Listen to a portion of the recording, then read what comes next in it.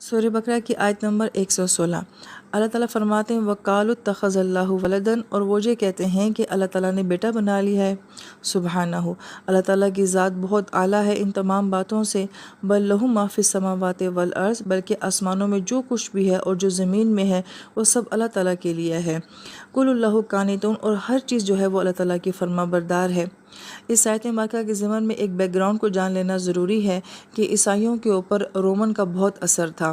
رومیوں نے جب عیسائیت کو قبول کر لیا تھا تو جو ان کے مذاہب کی باتیں تھیں وہ عیسائیت میں داخل ہو گئی تھیں، اور ان کے مذہب میں جب کہ وہ رومن تھے تو یہ ہوتا تھا کہ بادشاہ جو ہوتا تھا وہ اپنے بیٹے کو عوام کے سامنے بطور ایک خدا پیش کرتا تھا۔ اگر بیٹا قابل ہوتا، اس میں صلاحیتیں ہوتی، تو وہ یہ کہتا کہ اس میں یہ صلاحیتیں ہیں، لہٰذا اب سے یہ تمہارا خدا ہے۔ لیکن اگر کسی بادشاہ کا بیٹا نالائق ہوتا اور اس میں کوئی صلاحیتیں نہ ہوتی، پھر وہ اپنی آرمی میں دیکھتے، اپنے آس پاس کے لوگوں میں دیکھتے جو بہت قابل صلاحیتوں والا ذہین ہوتا تو بادشاہ اس کو اپنا بیٹا بنا لیا کرتے تھے، اور پھر عوام کے سامنے جو ہے اس کو اپنا بیٹا بنا کے بطور خدا جو ہے وہ پیش کیا کرتے تھے۔ تو گویا کہ یہی سوچ کہ یا تو اپنا بیٹا قابل ہو تو وہ خدا بنے گا، یا پھر یہ ہے کہ آپ کی آرمی میں آپ کے آس پاس کے لوگوں میں کوئی ایسا ہوگا تو اس کو اپنا بیٹا بنا کے خدا جو ہے وہ پیش کر دینا۔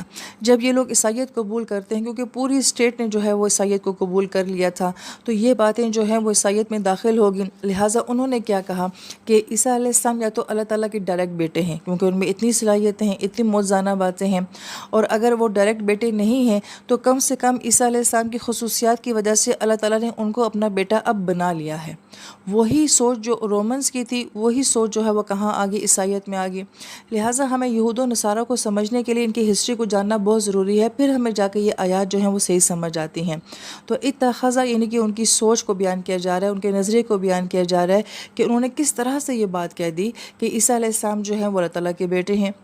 لہٰذا اس آیت میں ان کا جواب دیا جا رہا ہے کہ بل لہ ما فی السماوات والارض، کہ زمین اور آسمان کی تو ہر مخلوق جو ہے وہ اللہ تعالیٰ کی فرما بردار ہے، تو تم مخلوق کو اللہ تعالیٰ کا بیٹا کیسے بنا سکتے ہو؟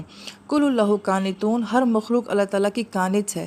قانت جو ہے یہ کاناتا سے ہے، اور کاناتا عربی زبان میں کہا جاتا ہے کہ پہلے وقتوں میں پانی بھرنے کے لیے جو مشکیزیں استعمال ہوتے تھے یا لیدر کی بوتلیں استعمال ہوا کرتی تھیں، تو ان میں مسلسل پانی بھرنے کی وجہ سے جو اس بوتل کا یا مشکیزے کا اندرونی حصہ ہوتا تھا وہ بہت سافٹ ہو جاتا تھا، بہت نرم ہو جاتا تھا، تو اس نرمی کو کیا کہا جاتا ہے؟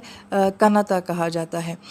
تو دنیا کی ہر مخلوق جو اللہ تعالیٰ کی ذات کے لیے اتنی عاجزی کے ساتھ فرما بردار ہے، تو وہ اتنی مضبوط ہستی جو ہے وہ اتنی کمزور مخلوق کو کیسے اپنی اولاد بنا سکتی ہے؟